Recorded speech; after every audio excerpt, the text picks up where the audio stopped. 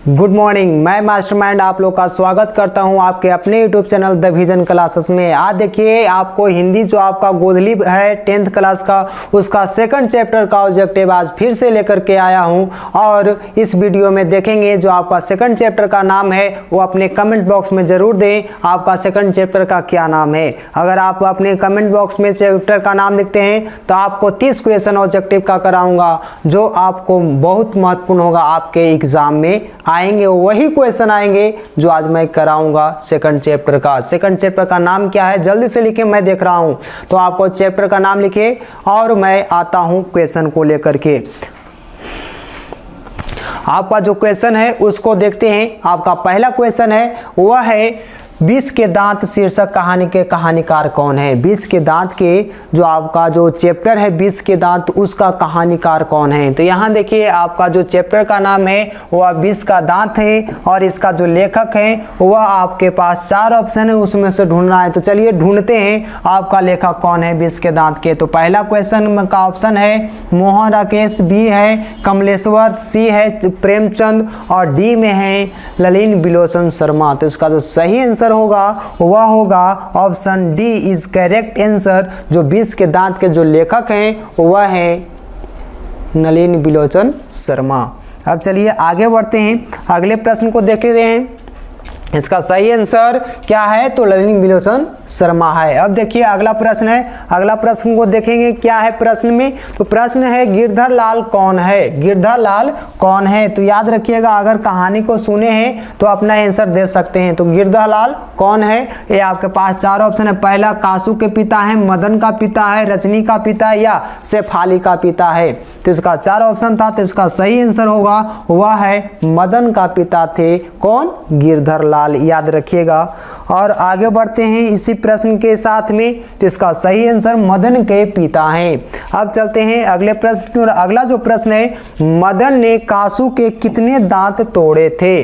तो ये देखिए आपके पास 4 ऑप्शन थे। तो पहला क्वेश्चन देखते हैं मदन ने कासू के कितने दांत तोड़ डाले। तो ये आप लोग जानते होंगे, कहानी बहुत मजेदार है।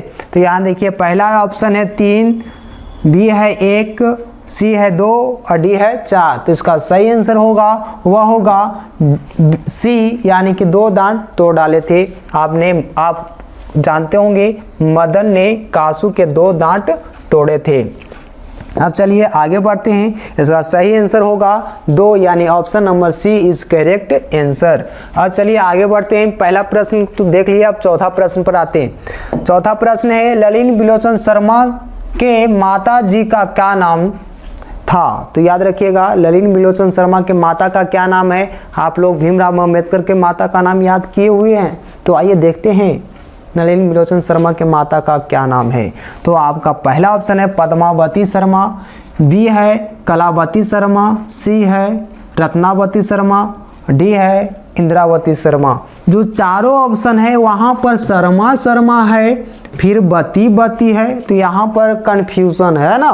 तो यहाँ देखिए आपके पास 4 ऑप्शन है तो उसका सही आंसर जो होगा वह होगा रत्नावती शर्मा यानी कि option C is correct answer.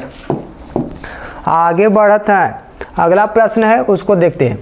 प्रश्न है ललिन बिलोचन शर्मा के कहानियों में किसके तत्व समग्रता से उभर कर आए हैं। तो यहाँ देखिए आपके ऑप्शन है राजनीतिकता, बी है मनोवैज्ञानिकता, सी है सामाजिकता और डी है इनमें से सभी। तो ये आपके पास 4 ऑप्शन थे, इसका जो सही आंसर होगा वह होगा मनोवैज्ञानिकता यानी option B is correct answer.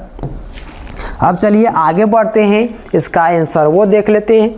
अब चलते हैं छठे प्रश्न की ओर। छठा प्रश्न है मोटर कार को किससे खतरा हो सकता था। तो याद रखिएगा मोटर कार का खतरा किससे था, ड्राइवर से, मदन से, खोखा से या इंजीनियरों से। तो इसका जो सही आंसर होगा वह होगा option C is correct answer यानी खोखा से मोटर कार की खतरा थी। और याद रखिएगा जो खोखा था, कासू था, उसका जो आप लोग जानते हैं कि पिता का नाम क्या है, आप लोग अपने कमेंट बॉक्स में जरूर दें। अब चलिए आगे प्रश्न को बढ़ाते हैं। प्रश्न है खोखा खोखी किस भाषा का शब्द है? जी हाँ, खोखा खोखी किस भाषा का शब्द है? तो इसका जो आप लोग जानते होंगे तमिल भाषा का है, भोजपुरी का है, बंगला का है या तो हिंदी का है। जल्दी से बतलाइए, आप लोग जानते हैं तो। नहीं जानते तो इसका जो सही आंसर होगा वह होगा सी, बंगला भाषा में खोखा खोखी कहा जाता है। याद रखिएगा, option C is correct answer. अगला प्रश्न है, ऐसे ही लड़के आगे चढ़कर गुंडे, चोर, डाकू बनते हैं, यह पंक्ति कहानी के किस पात्र ने कही है? जिसका सही आंसर होगा वह होगा सेन साहेब, यानी कि option C is correct answer. अब चलते हैं अगले प्रश्न की ओर। अगला जो प्रश्न है उसको देखते हैं। खोखा खोखी का अर्थ क्या है? खोखा खोखी का अर्थ क्या है? बच्चा बच्ची, बाबा दादा, भाई बहन, चाचा चाची। तो उसका सही आंसर होगा वह होगा ए इज करेक्ट आंसर। बच्चा बच्ची होता है खोखा खोखी का मतलब। अब यहाँ देखिए अगला प्रश्न है, खोखा का क्या नाम है? खोखा का क्या नाम है? तो वह जो नाम है किसु, कुसु, कासु, केसु। तो इसका सही आंसर होगा कासु। आगे बढ़ते हैं, अगला जो प्रश्न है उसको देखते हैं। प्रश्न है, 20 के दांत कैसी कहानी है? तो याद रखिएगा 20 के दांत जो कहानी है वह है मनोवैज्ञानिक, यानी option D is correct answer. अब चलते हैं अगले प्रश्न की ओर। अगला जो प्रश्न है उसको देखते हैं। प्रश्न है, सेन साहब अपने पुत्र को क्या बनाना चाहते थे? आप लोग भी अपने माता पिता का लाडले हैं, याद रखिएगा। तो यहाँ देखिए आपको जो है कि सेन साहब अपने पुत्र को क्या बनाना चाहते थे? तो बिजनेसमैन, इंजीनियर, वकील, प्रोफेसर या तो डॉक्टर। तो इसका जो डॉक्टर साहब जो आपको सेन साहब हैं वह बिजनेसमैन, इंजीनियर बनाना चाहते हैं, यानी option number A is correct answer. अब चलिए आगे बढ़ते हैं, अगला जो प्रश्न है उसको देखते हैं। प्रश्न है, मदन अक्सर किसके हाथों से पीटता था? तो यह जो मदन था वह किसके से पीटता था अक्सर, मतलब कि ज़्यादातर किसको से पिटाता था? तो वह पिटाता था माता से, सेन साहब से, खोखा से या पिताजी से। तो इसका जो सही आंसर होता है वह होगा डी इज करेक्ट आंसर। अपने पिता से पिटाता था कौन? मदन सबसे ज़्यादा। अब चलिए आगे बढ़ते हैं, अगला जो प्रश्न है उसको देख लेते हैं। प्रश्न है, 20 के दांत कहानी किस वर्ग के अंतर विरोध को उजागर करती है? तो वह उजागर करती है, आप जानते हैं, यह उजागर करता है मध्य वर्ग को। अब चलिए आगे बढ़ते हैं। अगला प्रश्न है, ललिन बिलोचन शर्मा के पिता का क्या नाम था? तो ललिन बिलोचन शर्मा का जो पिता का नाम था वह पंडित रामा अवतार शर्मा थे। तो याद रखिएगा option A is correct answer. अब चलिए आगे बढ़ते हैं। प्रश्न है, सेन साहब ने किसे खूब फटकार लगाई? तो याद रखिएगा किसे फटकार लगाई थी? तो याद होगा कहानी में, तो यह फटकार लगाए थे गिरधर लाल को कि आपका बेटा बिगड़ गया है और उसको समझाओ नहीं तो अच्छा नहीं होगा, यानी option A is correct answer. अब देखिए अगला प्रश्न है, कासू मदन के साथ किस खेल में शरीक होना चाहता था? तो ये कहानी आप लोग जानते हैं कि जो कासू होता है मदन के साथ जाना चाहता है लट्टू खेलने के लिए, यानी कि ऑप्शन आपको जो है वह डी है, लट्टू खेलने में आपको शरीक होना चाहता है कासू। अब चलिए अगला जो प्रश्न है उसको देखते हैं। प्रश्न है, सेन साहेब किसके व्यंग से ऐंठ कर रह गए थे? तो यह जो सेन साहब थे वह जो थे पत्रकार महोदय के व्यंग पर ऐंठ करके रह गए थे, यानी option A is correct answer. अगला प्रश्न, मदन की उम्र क्या थी? याद रखिएगा 5, 6 साल, 7 साल, 8 साल, 3, 4 साल या 9, 10 साल। तो इसका मदन का जो उम्र था वह 5, 6 से 6 साल का था। अब चलते हैं आगे बढ़ते हैं, इसका सही आंसर ए है। आगे बढ़ते हैं। प्रश्न है, मदन किसका पुत्र था? तो याद रखिएगा मदन सेन साहब का, गिरधर का या तो सोफर या तो सिंह साहब का। तो जो मदन था वह था गिरधर लाल का बेटा था, यानी option B is correct answer. अब चलिए आगे बढ़ते हैं, अगला प्रश्न है उसको देखते हैं। प्रश्न है कि ललिन बिलोचन शर्मा का ललिन बिलोचन शर्मा पटना विश्वविद्यालय के हिंदी विभाग के अध्यक्ष कब बने थे? तो याद रखिएगा इसका जो सही आंसर होगा वह होगा 1959 ईस्वी, यानी कि option D is correct answer. भूलिएगा नहीं, यह सब क्वेश्चन आने वाला है। अब देखिए अगले प्रश्न की ओर बढ़ते हैं। प्रश्न है नलिन बिलोचन शर्मा का जन्म कब हुआ था? तो नलिन बिलोचन शर्मा का जो जन्म हुआ था वह हुआ था 18 फरवरी 1916 ईस्वी को पटना के बदरघाट में हुआ था। तो इसका सही आंसर होगा option B is correct answer.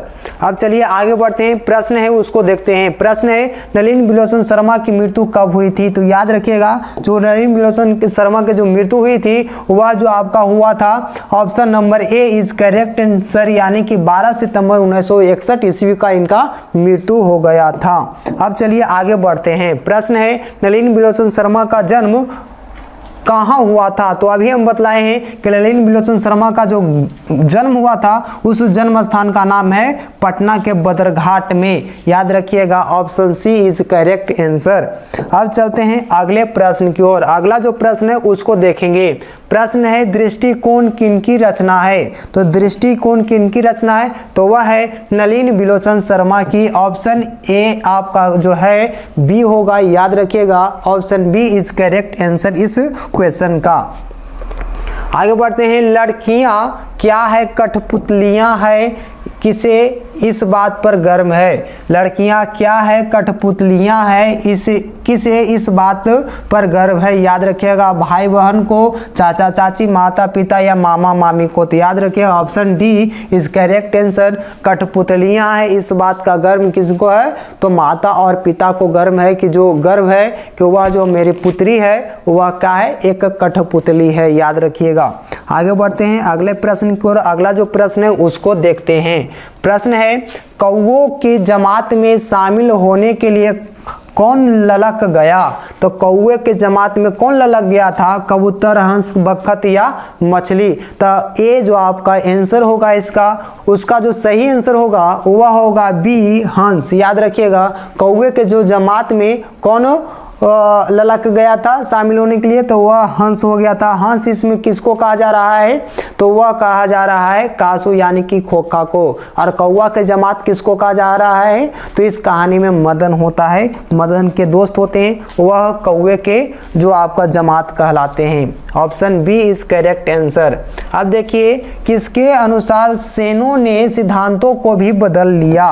तो याद रखिएगा किसके अनुसार? बेटियों के अनुसार, खोखा के अनुसार, मदन के अनुसार या गिरधर के अनुसार? तो इसका जो सही आंसर होगा वह होगा मदन के अनुसार अपना जो सिद्धांत बदल लिए थे। गलत है, लेकिन इसका सही आंसर होगा खोखा के अनुसार सिद्धांत बदल लिए थे। एक खोखा जो था एकलौता पुत्र था, उसको जो सेन साहब थे बहुत मानते थे। इसका जो सही आंसर होगा वह होगा बी इज करेक्ट आंसर। खोखा के अनुसार अपना जो घर का सिद्धांत था वह बदल लिए थे। और खोखा के घर में क्या था? तो इसका अपवाद था, सिद्धांत तो इसका कोई नियम लगता नहीं था। और खोखा एक जो था एक लाडला था सेन साहब का। अब चलिए अगले क्वेश्चन की ओर बढ़ते हैं। प्रश्न है सेन साहब की कितनी लड़कियां थी? याद रखिएगा सेन साहब की कितनी लड़कियां थी? तो 3, 6, 5, 4। तो याद रखिएगा सेन साहब का जो पुत्रियों की संख्या थी वह थी 5। याद रखिएगा वह 5 थी। ऑप्शन जो आपका है सी इज करेक्ट आंसर। अब चलते हैं अगले प्रश्न की ओर। अगला जो प्रश्न है उसको देखते हैं। प्रश्न है सोफर शब्द का अर्थ क्या है? सोफर शब्द का क्या अर्थ है उसको बताइए तो आप लोग जल्दी से। सभ्यता होता संबंध या निर्ममता या तो ड्राइवर। तो याद रखिएगा इसका जो सही आंसर होगा, उसका जो सही आंसर है वह है आपका डी ड्राइवर होता है। सोफर का अर्थ का मतलब क्या होता है? ड्राइवर होता है। और इस वीडियो में इतना ही, फिर मिलेंगे अगले वीडियो में।